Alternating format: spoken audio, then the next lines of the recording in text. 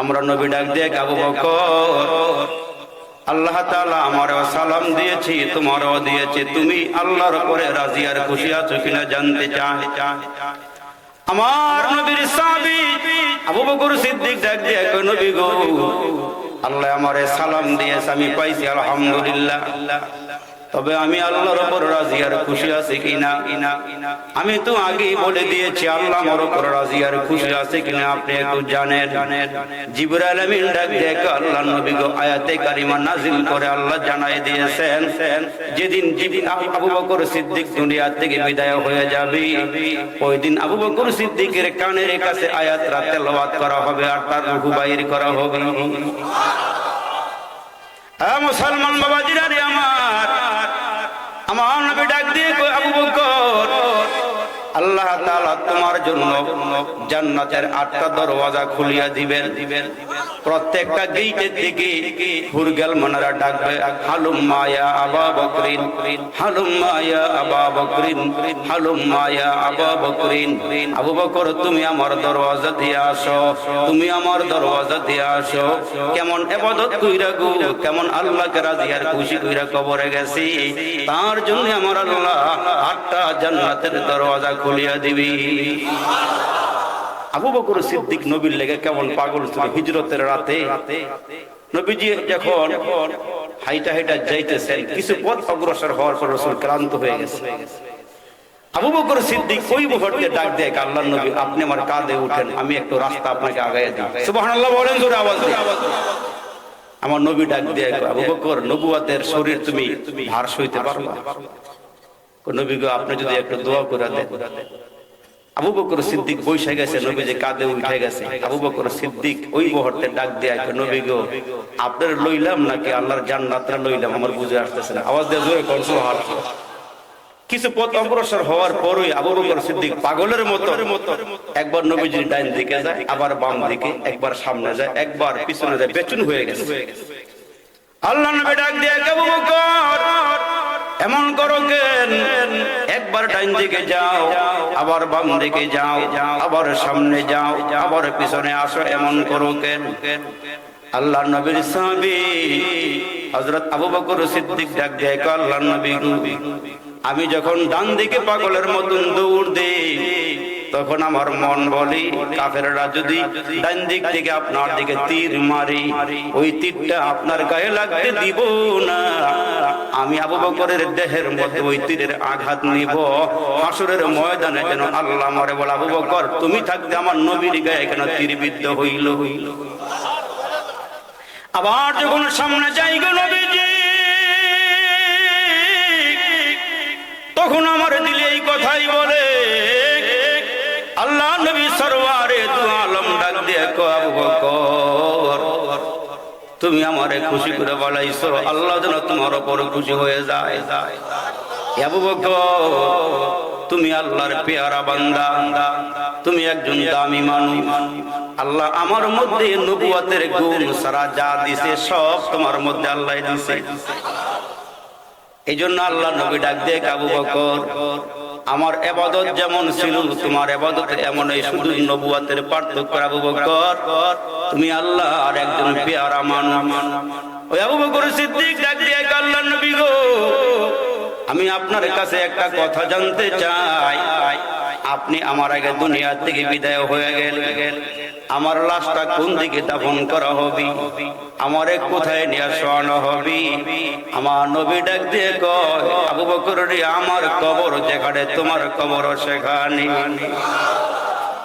এই জন্য মুসলমান বাবাজিরা রে, তারপর আবু বকর সিদ্দিক মুসলমান ওসিয়ত করে যায়, আমি দুনিয়া থেকে বিদায় হওয়ার পর আমার লাশটা নিয়ে নবীর রওজার কিনারায় রাইখা কবরের নবীর একটা ডাক দিও, দেখো কবর থেকে ডাকের সারা আসলে তারপরে আমার এখানে দাফন কইরো, সারা না আসলে আমারে দাফন কইরো না। একবার, দুইবার, তিনবার আওয়াজ দেওয়ার পর কবরের ভিতর থেকে, রওজার ভিতর থেকে আওয়াজ আসতেছি। আবু বকর সিদ্দিক ছিল আমার মক্কার সাথী, আবু বকর সিদ্দিক ছিল আমার মদিনার সাথী, আবু বকর সিদ্দিক ছিল আমার হিজরতের সাথী, আমার দিনের সাথী রাতের সাথী। এমনি আবু বকর সিদ্দিক দামি হয় নাই যেই মুহূর্তে আল্লাহর নবী দারে আরকামের ভিতর থেকে বের হইয়া কালিমার দাওয়াত দেয় গো, আবু বকর সিদ্দিক গিয়ে দেখেন আমরা নবীরে কাফেররা চতুর্দিক দিয়ে বাউন্ডারি দিয়া রাসূল আকরাম সরকার দু আলমকে কাফেররা মারতেছেন। ওই মুহূর্তে আল্লাহর নবীর সাহাবী আবু বকর কাফেরদের শ্রীকল ভাঙ্গা ভিতরে ঢুইকা দেখে আমার নবী অজ্ঞান হয়ে জমিনে পড়ে আছে। আল্লাহর নবীর সাহাবী যখন প্রতিবাদ করলেন, আমার নবীর রাইখা আবু বকরকে মারা শুরু করে দিল। মারতে মারতে আবু বকরের দেহের চামড়া গুলো ফাটাইয়া দিছি। কাফেররা বেগুস বানায়া আবু বকর সিদ্দিকরে ফালাইয়া রাখছি। আর নবীজি কে দুইরা কয়েকজনের দারে আরকামে নিয়ে গেলেন। আল্লাহর নবী চলে গেলেন, আবু বকর সিদ্দিকের তখন জ্ঞান ফিরে নাই। কাফেররা কয়েকজনে গিয়ে আবু বকর সিদ্দিকের বাবার কাছে খবর বলেছি, তোমার সন্তানকে কাবার চত্বরে পিটাইয়া রক্তাক্ত বানাইয়া কাফেররা ফেলে রাখছি। আবু বকর সিদ্দিকের আব্বার মা গিয়ে দেখি আবু বকর সিদ্দিকের ভিতর থেকে লালা বের হয়ে গেছে, বুকের ভিতর থেকে জ্ঞান নাই। মাথার মধ্যে মা গিয়া পানি ঢালতেছেন, তৈল মালিশ করতেছেন। একটা পর্যায়ে আবু বকর সিদ্দিক জ্ঞান ফেরার পরে ডাক দিয়ে কই, কারা তোমরা আমার পাশে? আবু বকর সিদ্দিকের মা ডাক দিয়ে কই, সন্তান রে আমি তোমার মা। ওই মুহূর্তে আবার নবী সাহাবাকে জিজ্ঞেস করে, মা গো আমার নবীর খবর কি? আল্লাহর নবীর খবরটা তুমি একটু নেও গো, আমার নবী কেমন আছে? আবু বকর সিদ্দিকের মা ডাক দিয়ে কয়, সন্তান তোমার পুরোটা দেহ কাইটা রক্ত বের হয়ে গেছে, তোমার মুখ দিয়ে লালাগুলো বের হয়ে গেছে, তুমি তারপরে মুহাম্মদ রে বলো না কারণ?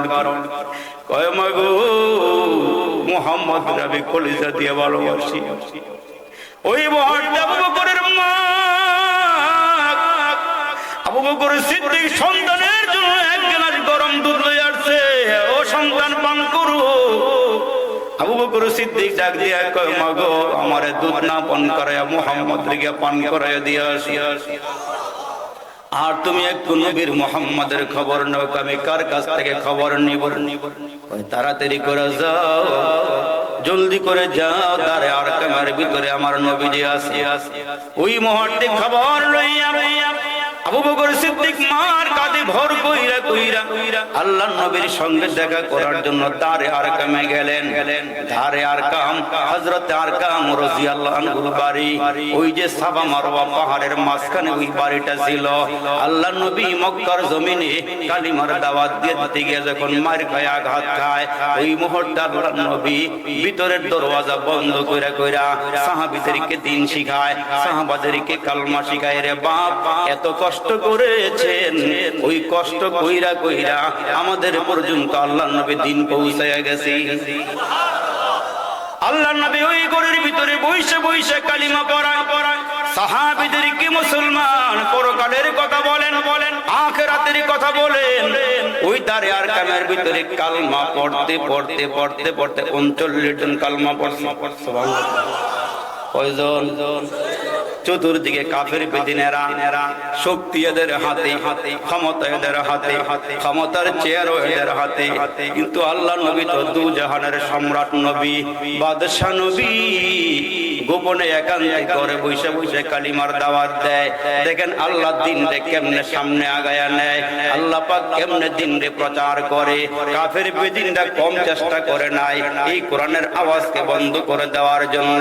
নবীরে পিটাইল, সাহাবীদেরকে পিটাইছি, হাজারো অত্যাচার করেছি। শেষ পর্যন্ত এসে ভারতবর্ষ থেকে পর্যন্ত মুসলমানদের কোরআনগুলো জ্বালায়া পোড়ায়া শেষ করে দিল।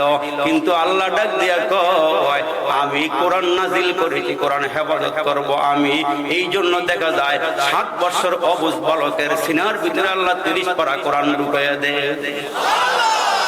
আল্লাহ ডাক দিয়া কয়, বান্দা কোরআন নাজিল করেছি আমি, হেফাজত করব আমি।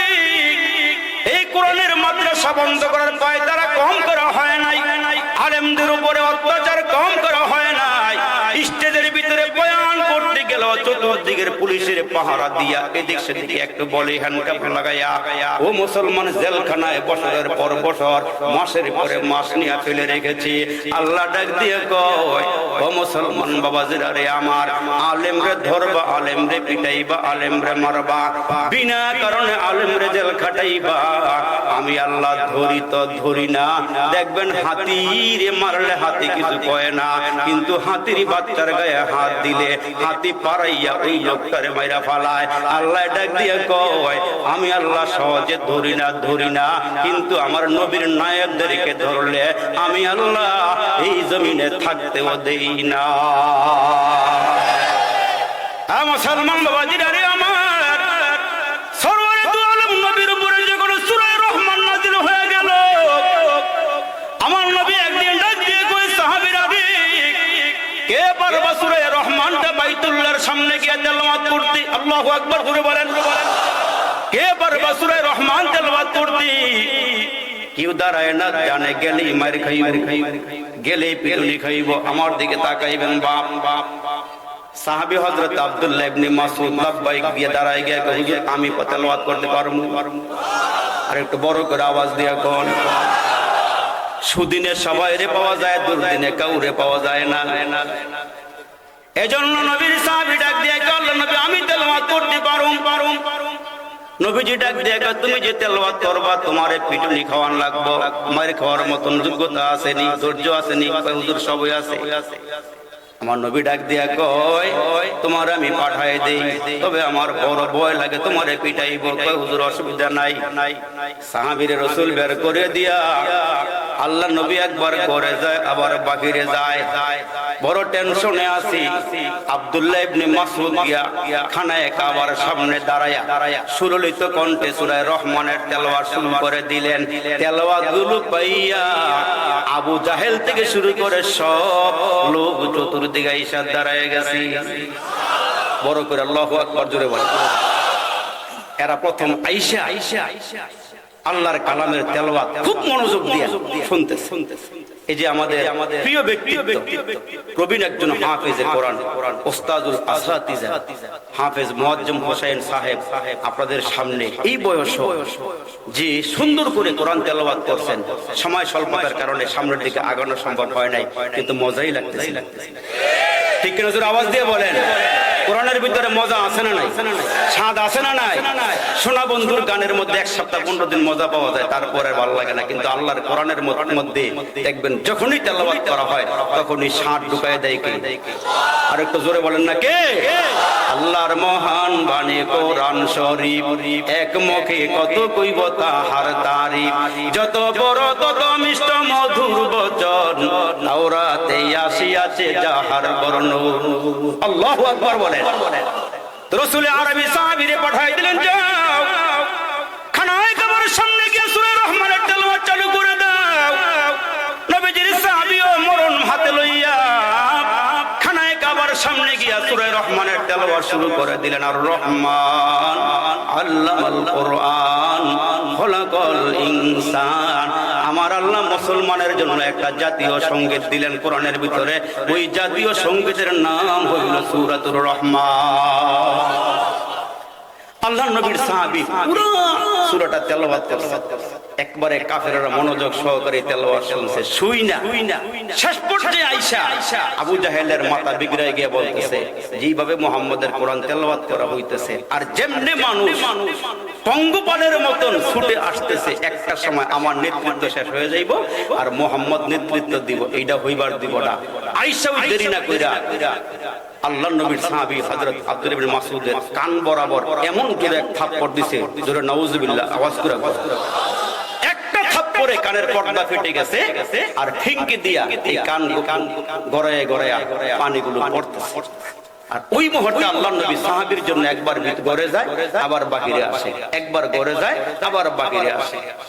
ওই মুহূর্তে নবীর সাহাবী হযরত আব্দুল্লাহ ইবনে মাসউদ কানটার মধ্যে ডান হাত দিয়া চেপে ধইরা চোখের পানিগুলো মুছে আর এদিক দিয়া রক্তগুলো গড়ায় গড়ায় পড়ে। সাহাবী রক্ত মাখা কান লইয়া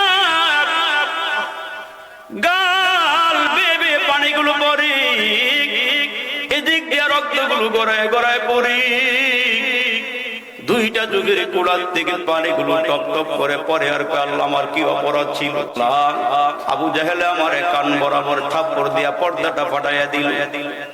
এর মুসলমান, আল্লাহ নবী ঘর থেকে বের হয়েছে, তাকায় দেখে সাহাবী কান্না কান্না করে করে নবীর দিকে আগাইতেছে।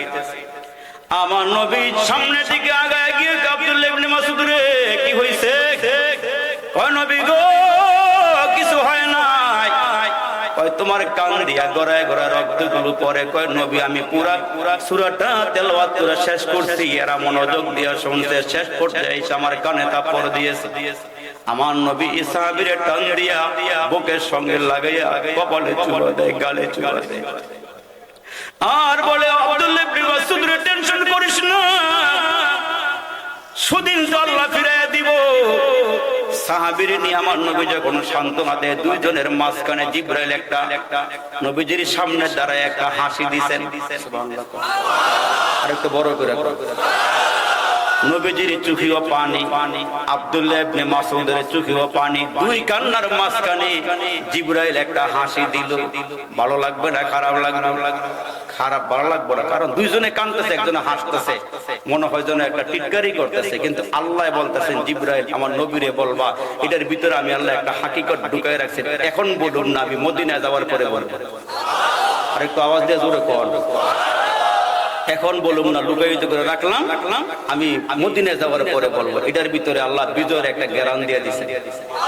আর একটু জোরে আওয়াজ দিয়ে কোন সুবহানাল্লাহ। আল্লাহর নবী সরকারে দু আলম মক্কার দিকে যখন হিজরত করে মদিনায় গেলেন, জন্মভূমি আল্লাহর ঘর বাইতুল্লাহ রেখে যখন চলে যায়, এরে মুসলমান, নবীজি যখন মক্কা থেকে বের হয়ে গেলেন, রাতের আধারে চলে গেলেন, কাফেররা যখন নবীরে মারার জন্য ঘরের চতুর্দিকে দাঁড়ায় গেল, নবীরে মেরে ফেলবি, নবীরে শেষ করে দিব, ঘর থেকে বের হবে কেমনে? দেশীয় অস্ত্র শস্ত্র নিয়া নবীজির ঘরটারে কাফেররা ঘেরাও করলো, ইতিহাস তো আপনারা জানেন। কিন্তু আমার মালিক আল্লাহ ডাক দিয়ে কয়, হাবিব, দেশীয় অস্ত্রের ভিতর দিয়ে আমি আল্লাহ নিরাপদে আপনারে বের করে দিব। আল্লাহু আকবার, জোরে বলেন। আমার নবী যখন ঘর থেকে বের হবেন, তাকায় দেখেন দরওয়াজার সামনে ও দুশমন, ডাইনে ও দুশমন, বামে ও দুশমন, চতুর্দিকে দেশীয় অস্ত্র নিয়া শয়তানের প্রবঞ্চনায় প্রহসনায় পড়ে, শয়তানের থেকে এরা সিস্টেম শিখছুই না, নবীরে কেমনে মারবো, নবীরে কেমনে শেষ করে দিব। আল্লাহ ডাক দিয়ে নবী গো, আমি কোরআনের ভিতরেই আপনাকে বের হওয়ার জন্য রাস্তা তৈরি করে দিছি।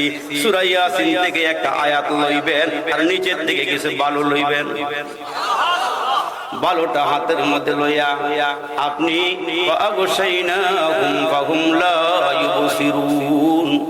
আয়াতরা পইরা একটু ফুক মাইরা, ও নবী আয়াতরা পইরা একটু ফুক মাইরা আপনি বালুগুলো মারবেন। আল্লাহর নবী বালু মারলেন একদিকে, আর আল্লাহ ছড়াই দিলেন চতুর্দিকে।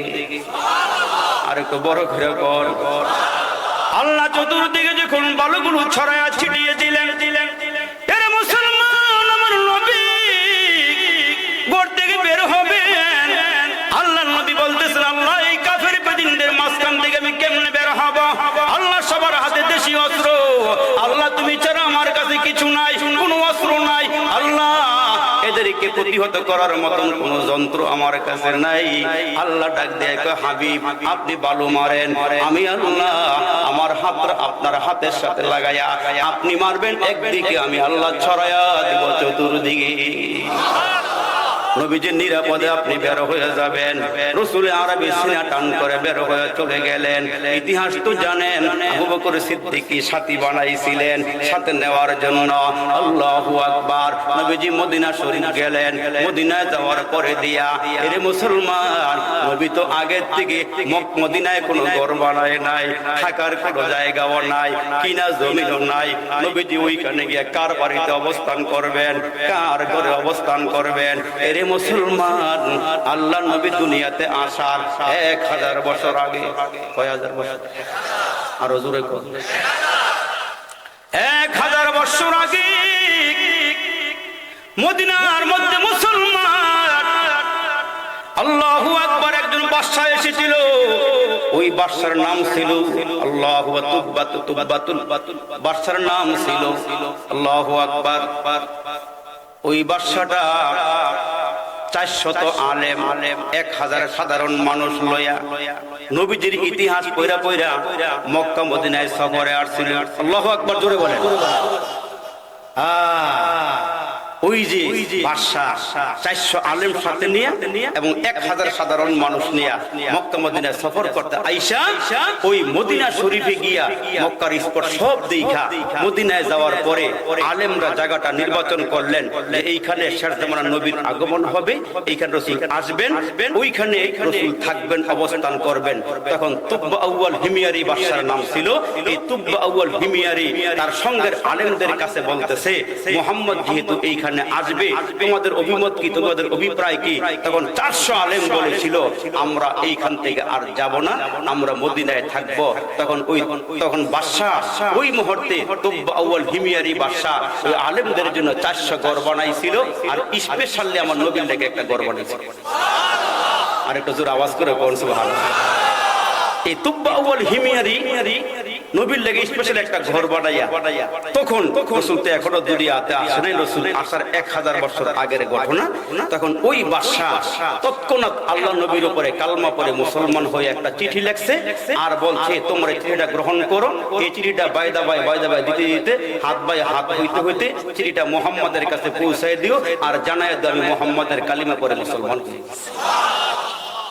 আল্লাহর রাসূল যখন হিজরত করে মদিনায় গেলেন, ইতিহাস তো আপনারা জানেন, বহু দূর পর্যন্ত মদিনার মানুষ নবীকে নেওয়ার জন্য আহলান সাহলান ওয়েলকাম স্বাগতম দিয়ে রাসূলকে নেওয়ার জন্য ওই খেজুর গাছের মাথায় পর্যন্ত উঠে রাসূলের জন্য অপেক্ষা করতেছিল।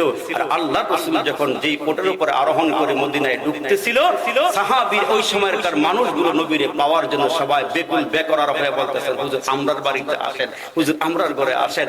আমরা নবী ডাক দিয়া কয়, আমি কার মন রক্ষা করবার, কার মন বাজার করব? আমার আজকের এই বসবাসটা আমি আমার ওটের উপরে ছেড়ে দিই। সুবহানাল্লাহ। আওয়াজ মিনতা মনে হইতেছে, মনে হয় যেন আগের হুজুর ওয়াজ শুনে আওয়াজ বন্ধ করে লাইছে। এই জন্য আমার বেলায় গড় কামড়কে ডাইল বরাবর ঘরের হুজুরের সময় বেশি আওয়াজ দেওয়ার দরকার নাই। বড় বড় হুজুর রাইলে আওয়াজ দিয়েন, আপনার আওয়াজটা রিজার্ভ রাইখা দেন। এখন যা পারেন একটু মাঝে মাঝে একটু ধাক্কা দিলে আল্লাহ বাইর করে ধরে বার হইতো না। রাসূল বলতেছেন আমারে তোমরা কিছু কইও না, ওটার উপর ছাইরা দিলাম, এই ওটটা যেখানে গিয়া বসবে, যেই ঘরের সামনে গিয়া থামবে, আমি ওইখানে অবস্থান করব। এই ওট গইরাইতে আবু আইয়ুব আনসারী যেই ঘরে বসবাস করে, যেই ঘরে আমার নবীর জন্য একটা চিঠিও আছে, আর বলে গেছে হুজুর এই ঘরটা আপনার নামে লেখা দিয়ে গেছি, আপনারা অক্ষরা দিয়ে গেছি। রাসূলের আরবের ওটটা ঘুরতে গিয়া ওই বাড়ির সামনে গিয়া হাজির হয়ে গেছে। আল্লাহু আকবার। আবু আইয়ুব আনসারী নবীজিকে বলতেছেন হুজুর ঘরে ঢুকেন। ওই মুহূর্তে রাসূল আরবির জন্য দোতলা ঘর নির্বাচন করছেন। হুজুর আপনি উপরে যান, আমরা নিচে থাকি। আপনি নিচে থাকলে আমরা উপরে থাকলে এটা বেমানান দেখা যায়। আপনি আল্লাহর নবী, রাসূল বলতেছেন দেখো তোমরা উপরে যাওগা, আমি নিচে থাকি, অনেক মানুষ আমার সঙ্গে দেখা সাক্ষাৎ করতে আসবো, তোমরা বিরক্ত হয়ে যাইবা। আল্লাহ পাকের রাসূল ওইখানে গিয়ে অবস্থান করতেছিলেন আর মানুষের সঙ্গে সাক্ষাৎ দিতেছিলেন। আল্লাহ রাসূল সরকারে দো আলম নবী এমনি করতে করতে মদিনার মধ্যে যখন একটা অবস্থান তৈরি হয়ে গেছে, আল্লাহ একদিন ডাক দেয় নবী গো আপনার জন্য সুদিনের ডাক এসে গেছে। আর একটু বড় করে কর সুবহানাল্লাহ। আপনার জন্য সুদিনের ডাক এসে গেছে। আমার আল্লাহ ডাক দেয় হাবিব বিজয়ের মালা লইয়া মক্কায় যাওয়া লাগবে, রেডি হন। বড় করে কয় আল্লাহ নবী গো আপনাকে মক্কায় যাওয়া লাগবে গো নবী। রাসূল আরবি সরকার দো আলম নবী 10,000 সাহাবা রেডি করলেন। কয় হাজার? আর জোরে আওয়াজ দিয়ে বলেন 10,000 সাহাবী রেডি করলেন নবীজি। ওই মুহূর্তে নবীজি সব সাহাবী রেডি করে যখন রওনা দিব, আমরা আল্লাহ ডাক দেয় জিবরাইল রে আমার বন্ধুর সামনে গিয়া বইলা আয়। যখন আব্দুল্লাহ ইবনে মাসউদের কানে রক্ত, চোখে পানি, আমার নবীর চোখের মধ্যে পানি, তোমারে যে আমি আল্লাহ মুস্কি হাসি দিয়া পাঠাইছিলাম ওইটার একটা সুসংবাদ দিয়ে আইসো। আমি আল্লাহ দুইজনের চোখের পানি দেখে একটা সিদ্ধান্ত নিছি, এই মায়ের পরই আমি আল্লাহ এদেরকে বিজয়ের মালা দান করব। আল্লাহ নবী আপনি যান 10,000 সাহাবী রাসূল মক্কার দিকে রওনা দিয়েছে। আল্লাহ জানাই দিয়েছে আলেম ওলামার চোখের পানি বৃথা যায় না। আল্লাহ আসমান সাজাইছে তারকা দিয়া, জমিন সাজাইছে আল্লাহ আলেম ওলামা দিয়া। এই আলেমের সঙ্গে যারা বেয়াদবি করছে এরা মুসলমান। ওই যে মুফতি আমিন রহমাতুল্লাহ আলাইহি হুঙ্কার দিয়া বলছিল এমন একটা সময় আসবে এই 32 নম্বর বারের একটা ইটও থাকতো না। সাইদি সাহেব কইয়া গেছিল এমন একটা সময় আসবে রে পলাইবার লাইগা গর্ত খুঁজা পাইতা না। আল্লাহ আলেমদের কথা আল্লাহ প্রতিফলন আল্লাহ কেমনে ঘটাইছে আমরা খারাপ মন্তব্য করি না। যে কোনো সরকার আসুক, আমাদের কোনো বাধা নাই আসুক, আলেম ওলামার সামনে বেয়াদবি কইরো না, আলেম ওলামার সঙ্গে চক্রাঙ্গও না, এদের জন্য আয়না করে বানাও না, এদের জন্য জেলখানার অন্ধকার কষ্ট তৈরি কইরো না। এই আওয়ামী লীগের আমলে আলেমদেরকে যা কষ্ট দেওয়া হয়েছে কোন সরকারের আমলে আলেমদেরকে এত কষ্ট দেওয়া হয় নাই। আমরা পর্যন্ত মাহফিলে গেলে বয়ান করার আগে আগে ঘরের ভিতরে ঢুকাইয়া আধা ঘন্টা আমগরে বয়ান দিয়ে কইছে হুজুর ওয়াজ করার অসুবিধা নাই, তবে ওয়াজ হইব মাটির নিচে আর আসমানের উপরে, মাঝখানের কোনো আওয়াজ চলবো না। আমরার মনে যা আছে আমরা তা করব। আপনারা মসজিদ নিয়ে পড়ে থাকেন, মাদ্রাসা নিয়ে পড়ে থাকেন, খানকা নিয়ে পড়ে থাকেন, আমগো নিয়ে মাথা কামায়েন না। যখন দেখলাম পদ্মা ব্রিজের নামে crore crore million billion dollar খায়ালায় কোন মানুষ যখন কথা বলতে পারে না, ওই মুহূর্তে হকের আওয়াজ আলেমরাই দিয়েছে। ঠিক কিনা? আওয়াজ করে বলেন ঠিক কিনা? এজন্য আলেমদেরকে বন্দী করা হয়েছে, আলেমদেরকে কষ্ট দেওয়া হয়েছে। মুসলমান আলেমদের কোনো অপরাধ ছিল না, অপরাধ একটাই ছিল এদের বিরুদ্ধে কেন কথা বলা হয়েছে, এই জন্য আলেমদেরকে বন্দী করা হয়েছে, কষ্ট দেওয়া হয়েছে। আমি ক্ষুদ্র মানুষ, ছোট মানুষ বাবাজিরা, আপনাদের সামনে একটু হাজিরা দিয়া কিছু কথা বললাম। এগো ভাই, আপনাদের পায়ে হাত দিয়ে বইলা যায়, আপনাদের পায়ে হাত দিয়ে বইলা যায় গো বাপ, আল্লাহ ডাক দিয়ে বান্দা তোমাদেরকে জানাইয়া দিলাম ঘুরিয়া ফিরিয়া তোমরা আমার কাছে আসতে হবে। কুল্লু মান আলাইহা ফান, সব ধ্বংস হয়ে যাবে, সব শেষ হয়ে যাবে। ধনী বলেন, গরিব বলেন, রাজা বলেন, বাদশা বলেন, প্রজা বলেন, সব একদিন দুনিয়া থেকে বিদায় হওয়া লাগবে। যিনি থাকবেন তিনি কে? আর জোরে বলেন তিনি কে? তিনি বলেন আমার আল্লাহ, তিনি বলেন আমার রব। এই জন্য ওই রবের সঙ্গে একটু পরিচয় হয়ে কবরে যান, আল্লাহরে একটু লইয়া সাথে লইয়া কবরে যান। আল্লাহ ডাক দিয়া কয় আমি আল্লাহরে সাথে রাইখো, দুনিয়ার সবাইরে ভালোবাসবা। আল্লাহকে ওয়াল্লাযিনা আমানু আশাদ্দু হুব্বান লিল্লাহ, আমি আল্লাহরে সবচেয়ে বেশি মোহাব্বত কইরো, এই দিলটার ভিতরে আমি আল্লাহরে রাইখো। এই জন্য আম্মা জান আয়েশা কয় আমরা নবীজি আল্লাহরে কেমন ভালোবাসতো জানো?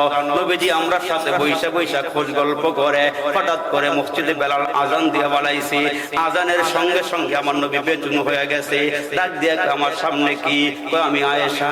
রাসূল কয় কোন আয়েশা? আয়েশা ডাক দিয়ে আল্লাহর নবী আপনি কি আমারে চিনেন না?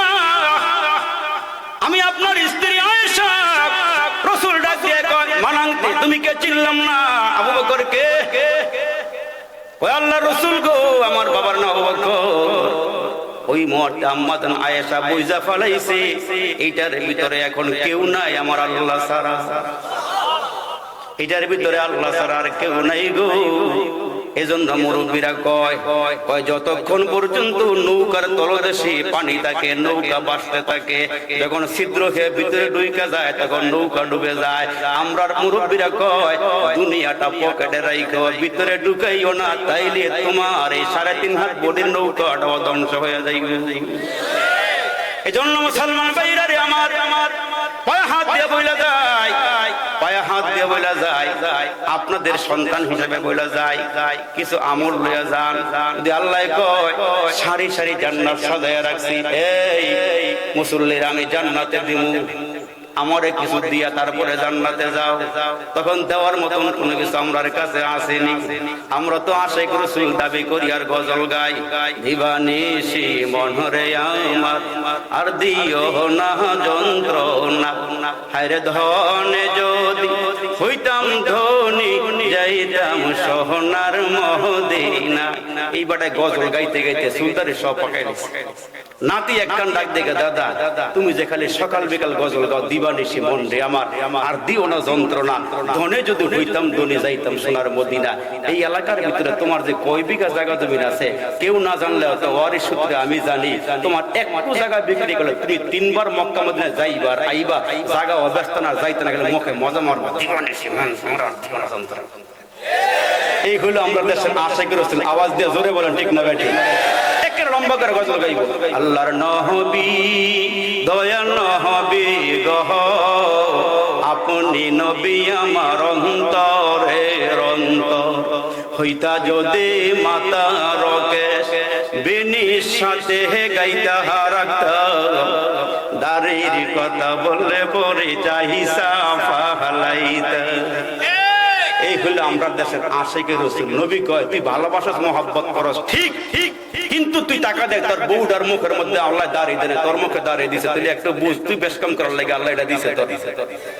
কিন্তু তুই ওই তোর বউ আল্লাহ, তোর বউর মুখ দাঁড়িয়ে নেই, তোর মুখ দাঁড়িয়ে নেই। অথচ রাসূল বলেন হাসরের ময়দানে আমার উম্মতের কোন আমল যদি আল্লাহর দরবারে কবুল না হয়, ওই মুহূর্তে কোন উম্মত যদি গিয়া বলে তেরে মাহবুব কে ইয়া রব শাবাহাত লেকে আয়া হু, হकीकत उसको तू कर दे मैं सूरत लेके आया हूं, আল্লাহ সামনে খাড়িয়ে গিয়ে বলবেন যে আল্লাহ কিচ্ছু আনি নাই, নবীর একটা সূরত লই আইছি, এই সূরতটা লই আল্লাহর সামনে খাড়ইলে আল্লাহ কি আমার রাসূলের রঙে যারা রঙিন হইছে একটারও জাহান্নাম দিও না, সব নবীর সাথে জান্নাত দিও না। লাভ না লোকসান, লাভ না লোকসান। তো আল্লাহ তাআলা আমাদেরকে বুঝার আমল করার তৌফিক দান করুন। আল্লাহ মাহফিলটা কবুল করুন। আল্লাহ আমাদের জিন্দেগির গুনাহ মাফ করুন। আমার কথা রাগ করছে, মনে কোনো কষ্ট পাইছেন? আমার আরেকটা হাজিরি আছে 2500-এ, এই জন্য আমি ছেড়ে দিলাম। আমার কত হয়েছিল 40 মিনিট, এখন হয়ে গেছে ওভার হয়ে আরো 12 মিনিট বেশি হয়েছে। এই জন্য আমি আপনাদের পায়ে হাত দিয়ে বলি, পরবর্তী আলোচক যিনি আছেন ওনার আলোচনা আপনারা শোনেন। আমি অধম গুনাহগার না লায়েক, আপনাদের সামনে বারবারই আসি, বারবারই কথা বলি। এটার ভিতরে পুঁজি কম, তারপরে চেষ্টা করি ঘুরাই ঘুরাই কওয়ার লাগে। আমার কথায় কোনো কষ্ট নাই তো? মনে কিছু রাগ করছেন? আমি এখানে আসার উদ্দেশ্য রাজু ভাই, ফারুক ভাই যারা এই কমিটির মধ্যে আছেন আমার খুব